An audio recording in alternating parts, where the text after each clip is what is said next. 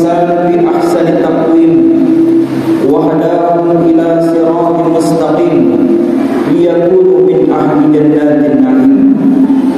أشهد أن لا إله إلا الله وحده لا شريك له وأشهد أن سيدنا محمدا عبده ورسوله.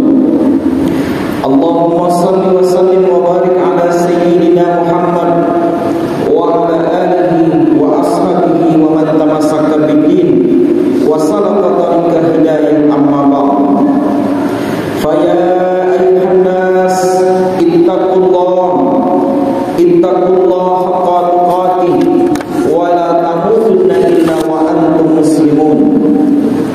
قال الله تعالى في القرآن العظيم وهو أصدق القائلين: نعوذ بالله من الشيطان الرجيم، بسم الله الرحمن الرحيم.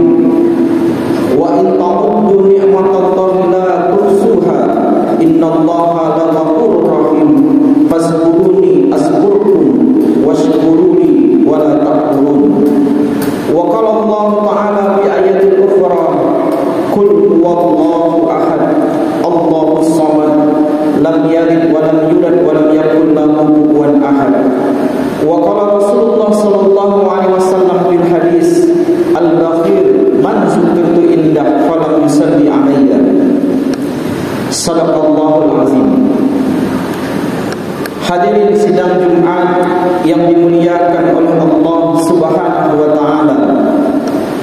Di atas mimbar yang mulia ini, maka tentu khatib tidak bosan-bosannya untuk berwasiat kepada diri khatib sendiri dan juga kepada seluruh jamaah agar senantiasa berikhtiar zahir dan batin, yaitu untuk mencapai gelar takwa di sisi Allah Subhanahu wa taala.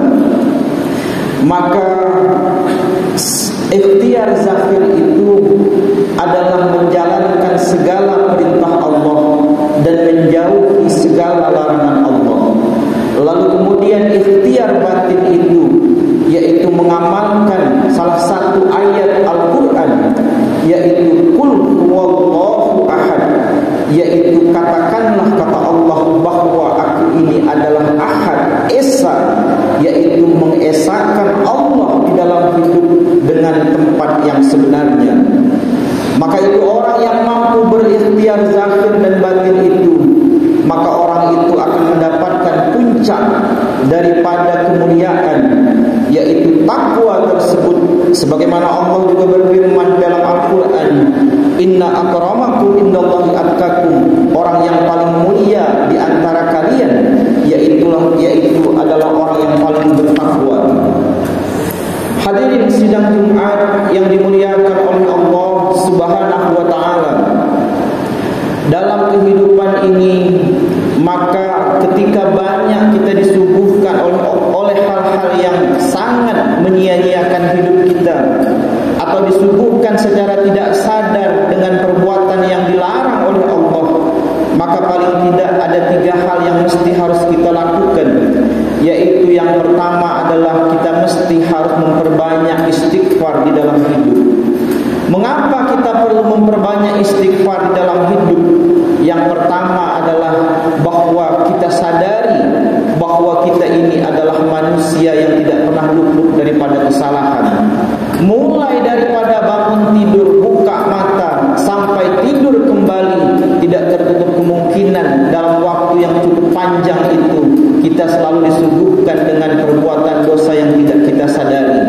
Maka itu, karena kita manusia ini tidak lepas daripada dosa, maka wajiblah hukumnya kita itu mengamalkan istighfar dalam hidup, yaitu sekurang-kurangnya setiap hari itu, yaitu sebanyak 100 kali. Lalu yang kedua, mengapa kita perlu banyak beristighfar kepada Allah Subhanahu wa taala? Baik itu istighfar yang panjang atau istighfar yang pendek. Astaghfirullahalazim, astaghfirullahalazim, astaghfirullahalazim. Mengapa? Karena istighfar itu adalah salah satu amalan yang tidak akan ditolak oleh Allah Subhanahu wa taala.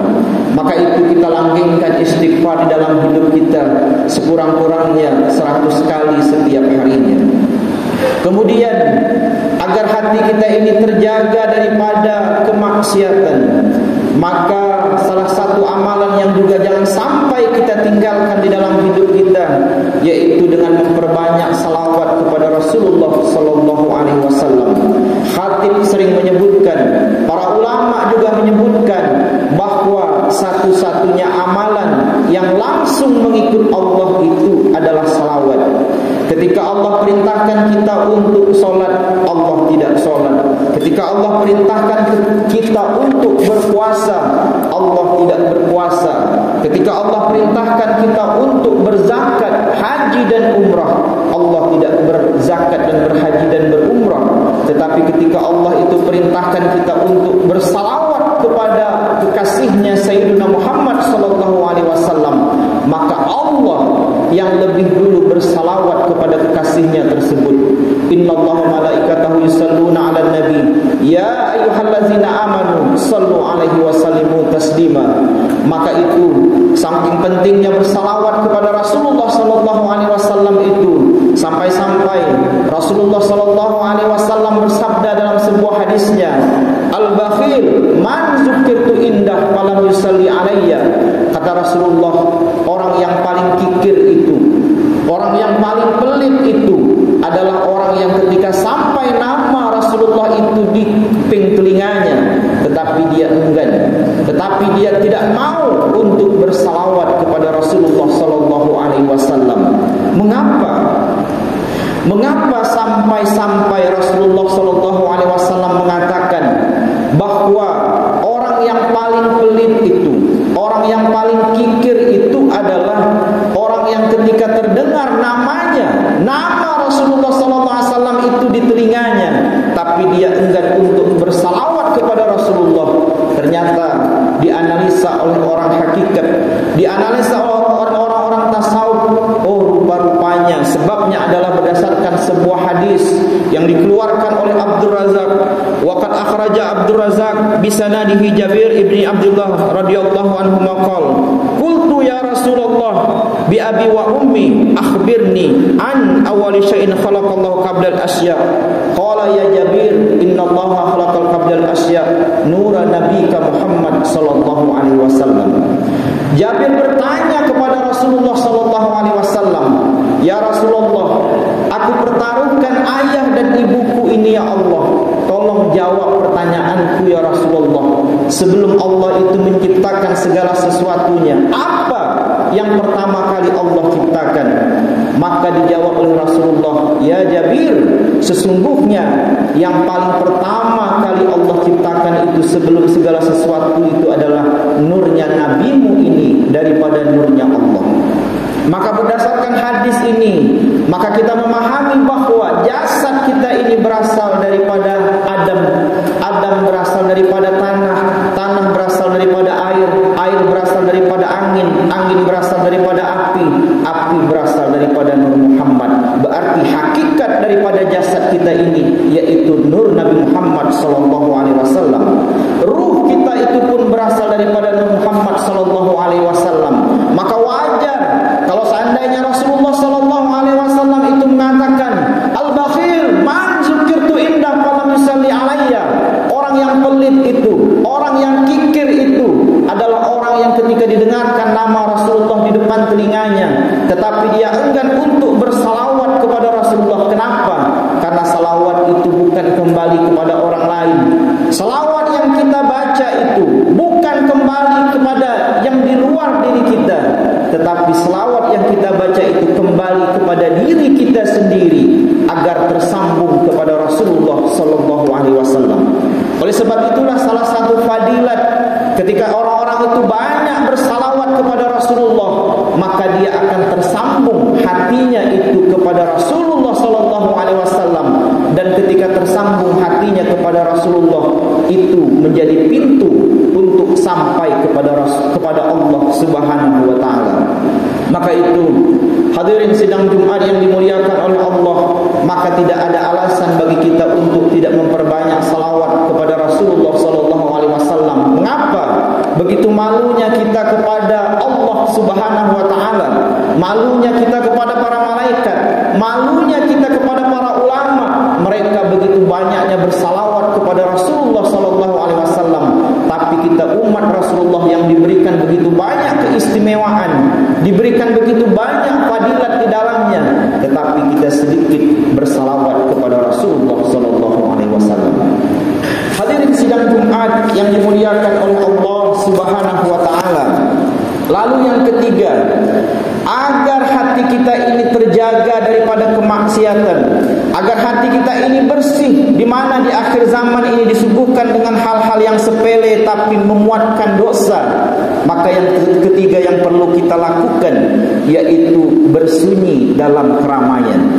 Apa maksudnya bersunyi dalam keramaian? Maksudnya adalah pandang semua orang lain itu mulia, tapi pandang diri kita itu hina. Pandang semua orang itu baik dan diri kita sendiri yang buruk. Sehingga apa yang terjadi? Yang terjadi adalah kita sibuk untuk memperbaiki diri kita.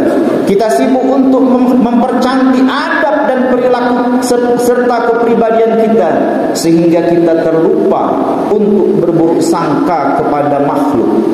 Kita terlupa untuk berburuk sangka kepada tetangga. Kita terlupa untuk berburuk sangka kepada teman satu kerja. Bahkan kita terlupa untuk berburuk sangka kepada kucing yang memakan ikan yang baru kita beli di pasar dengan harga yang mahal. Maka itu untuk menyelamatkan hati kita, yaitu bersunyi dalam keramaian, yaitu pandang semua orang lain itu baik, kita saja yang buruk. Pandang semua orang lain itu mulia, kita saja yang hina, sehingga kita tidak lagi ingin berburuk sangka kepada makhluk. Hadirin sidang Jumat yang dimuliakan oleh Allah Subhanahu wa taala. Kita baru saja melewati pasca bulan Ramadan. 30 hari lamanya kita berpuasa dan melakukan tarbiyah terhadap nafsu kita tersebut. Maka orang yang beramal ibadah tetapi tidak ketemu hikmah di balik ibadah yang dia lakukan, maka ibadah yang dilakukan itu sesungguhnya akan kehilangan ruhnya. Atau amal ibadah yang kita tidak ketemu hikmah di baliknya, maka amal ibadah itu menjadi tidak sempurna. Setelah kita 30 hari di bulan Ramadan itu berpuasa, kita tarbiyahkan nafsu kita tersebut, maka wajib kita menemukan hikmah. Apa sebenarnya hikmah ketika kita masuk di bulan Ramadan tersebut, ketika kita berpuasa tersebut? Agar apa? Agar hikmah itu bisa kita bawa nanti ketika keluar dari bulan Ramadan tersebut. Hadirin sidang Jumat yang dimuliakan oleh Allah Subhanahu wa taala. Apa hikmahnya selama 30 hari berturut-turut kita bersahur, berbuka, lalu malamnya salat tarawih, pulang tarawih, lalu tidur, sahur lagi, buka lagi, lalu tarawih lagi, sahur lagi, berbuka lagi, lalu tarawih lagi. Selama 30 hari lamanya kita berturut-turut melakukan hal yang sama. Sebenarnya apa hikmah di balik itu? Apa sebenarnya yang ingin Allah sampaikan ketika kita bersahur dan berbuka tersebut? Maka itu ketika kita bersahur tersebut lalu tidak makan dan tidak minum, sebenarnya hikmah yang ingin diajarkan kepada kita, yaitu Allah itu ingin mengajarkan kepada kita, yaitu untuk merasakan penderitaan yang dirasakan oleh orang lain. Kalaulah ada orang yang berpuasa hanya dari subuh sampai maghrib itu dia menderita luar biasa karena tidak makan, tidak minum, bekerja di tempat yang panas. Kalau seandainya itu membuat dia menderita, maka ingatlah ternyata di luar rumahnya ada orang yang tidak ketemu makanan berhari-hari lamanya. Di luar rumahnya mungkin ada orang yang tidak ketemu minuman berhari-hari lamanya. Jangankan air kopi, jangankan air teh, jangankan air sirup, air buah, air putih pun dia tidak temukan beberapa hari lamanya. Maka itu ketika kita itu tidak makan dan tidak minum sehari lamanya tersebut, sebenarnya Allah mengajarkan kita itu untuk apa? Yaitu untuk merasakan penderitaan yang dirasakan oleh orang lain. Oleh sebab itulah hikmah yang kedua ketika kita itu menahan tidak makan dan tidak minum tersebut, yaitu kita diajarkan untuk melaparkan jasad dan mengenyangkan ruh kita tersebut. Itulah kenapa bulan Ramadan itu disebut sebagai bulan rohani. Itulah kenapa Ramadan itu disebut dengan bulan kerohanian.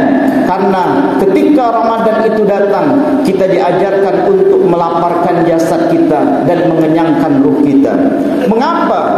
Ketika jasad itu lemah, ketika jasad itu kering, ketika jasad itu kita laparkan, lalu ketika ruh itu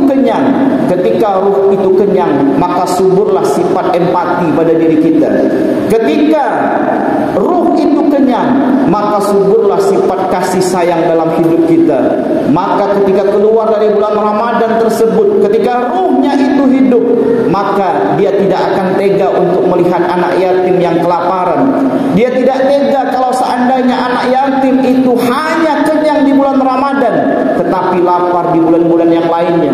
Dia tidak tega melihat seorang tua yang jompo yang tidak sanggup lagi bekerja itu kenyang di bulan Ramadan, tetapi juga mesti harus kenyang di bulan-bulan yang lainnya.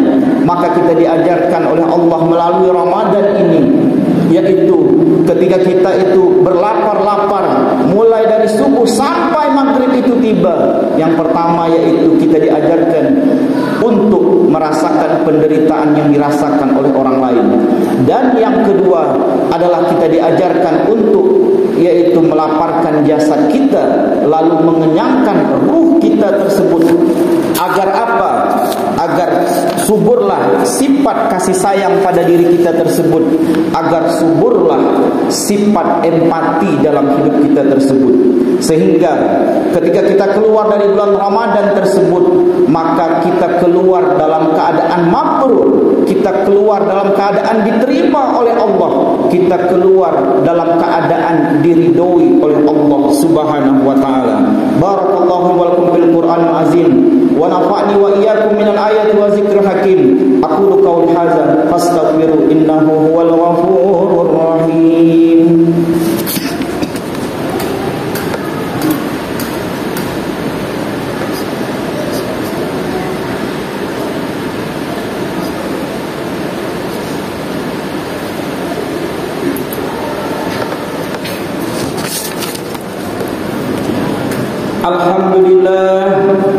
Alhamdulillahi rabbil alamin.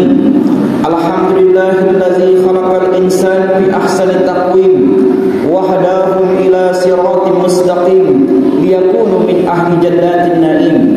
Ashhadu an la ilaha illallah wahdahu la syarika lahu wa ashhadu anna sayyidina Muhammadan abduhu wa rasuluh. Allahumma salli ala sayyidina Muhammad wa ala ali sayyidina Muhammad. Qala Allah Ta'ala fil Qur'anil azim, ya ayyuhallazina amanu ittaqullaha haqqa tuqatih wa la tamutunna illa wa antum muslimun.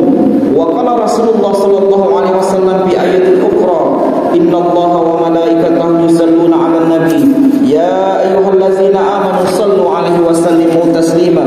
Allahumma salli ala sayyidina Muhammad wa ala ali sayyidina Muhammad kama sallaita ala sayyidina Ibrahim wa ala ali sayyidina Ibrahim wa barik ala sayyidina Muhammad wa ala ali sayyidina Muhammad kama barakta ala sayyidina Ibrahim wa ala ali sayyidina Ibrahim innaka Hamidum Majid.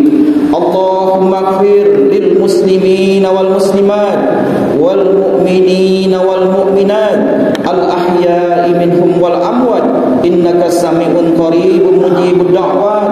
Allahumma inna nas'aluka ridhaka wal jannah wa na'udzubika min syafaatika wan nar. Allahumma innaka 'afuwun karim tuhibbul 'afwa fa'fu 'anna wa an walidina wa jami'il muslimina wal muslimat wal mu'minina wal mu'minat. La ilaha illallah wahdahu la syarika la ilahan wahidan samadan lam yalid wa lam yulad wa lam yakul lahu kufuwan ahad. Sallallahu ala Muhammad astaghfirullah lil mu'minina wal mu'minat walhamdulillahi rabbil alamin. Sallallahu ala sayyidina Muhammad wa ala alihi wasallam.